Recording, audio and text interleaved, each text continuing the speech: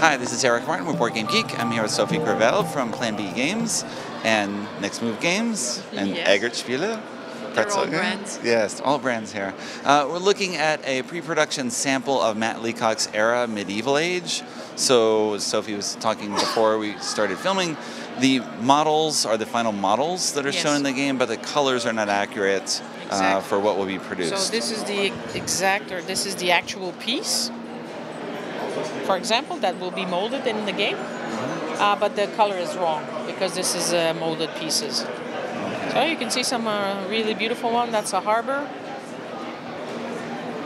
and I think it's they did a beautiful job. Yes, it's been fantastic.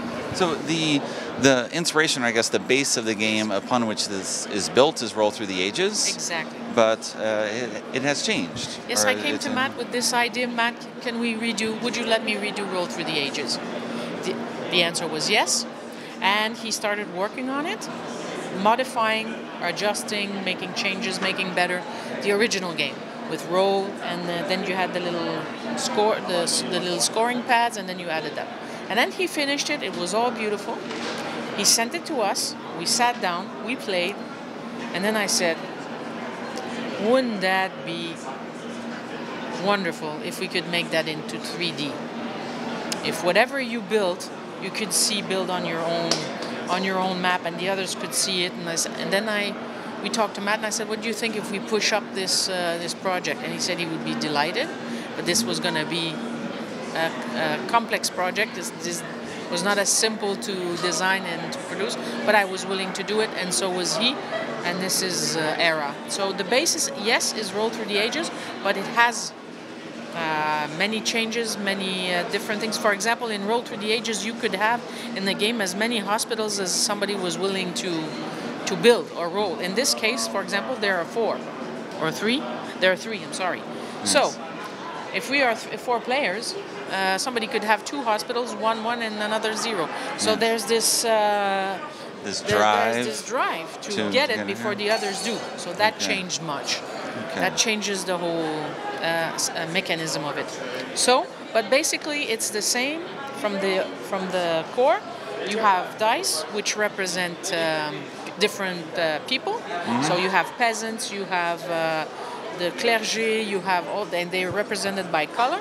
You roll them, you acquire resources here, and these resources, if you've managed to roll some building icons, allow you to build into your city. And where the buildings give you points and allow you to do things, they give you, what is it called? They give you not powers, but special effects or benefits in terms of what you're doing here. And depending then where you place them on your board, they affect each other. Yes. They cause you wonderful things or bad things. That's right. And the last thing is that you can hinder the other opponents. You can destroy whatever they're trying to build with these tiles.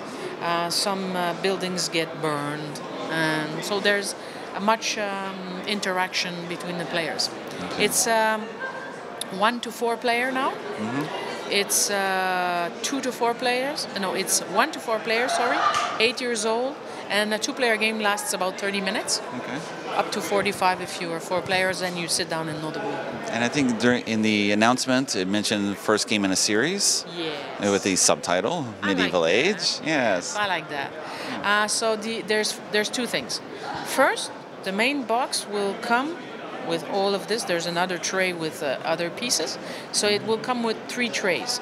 2 of them will be filled with the actual basic game, and the 3rd tray, that's my plan, will have the empty slots for expansion 1, expansion 2, expansion 3, because they are already ready and developed by Matt. So there are already little more buildings and more things to bring into the game, which are ready and will be released later, but can be added directly into the main game. So that's for Era Medieval Age. Matt has also finished redesigning Era the Bronze Age, which was the original Roll Through the Ages.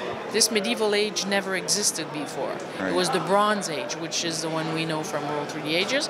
This has also been redesigned. It will be like this, a 3D. They're standalones. They're not mixable at all. but they use the same fundamental mechanism. Seems like you would have many fewer buildings in the Bronze Age. Yeah, fewer buildings, but they're called wonders, I guess. Okay. Some of them. And yeah, it's really cool. We have the finished prototype, which he handed over to me in Berlin this year, where we met. And he's working on a third one. Okay. So this one is finished, the second one is finished, and he's working on a third one. Okay. Releasing at Gen Con? Worldwide release Gen Con, yes. Okay, and the MSRP? $89.99 US. Okay. Yep. Okay.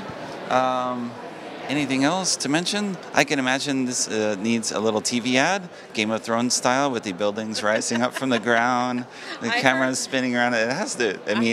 I heard the Game of Thrones reference before. Yes, it looks like that immediately with the tiny buildings as we imagine ourselves there. Yes. Well, the marketing team is working on the proper public launch, because this was just announced for the trade, but it will be different for the public announcement. Yes. Okay.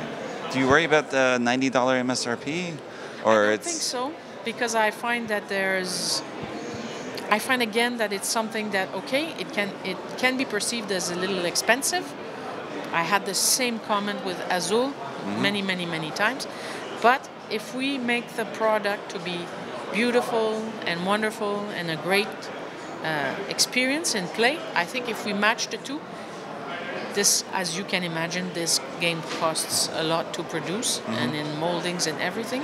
So my perception now, what I've learned is if the players, they feel they have their expectations of what they want in the game is fulfilled, they will pay what the price will be, and they won't feel they were.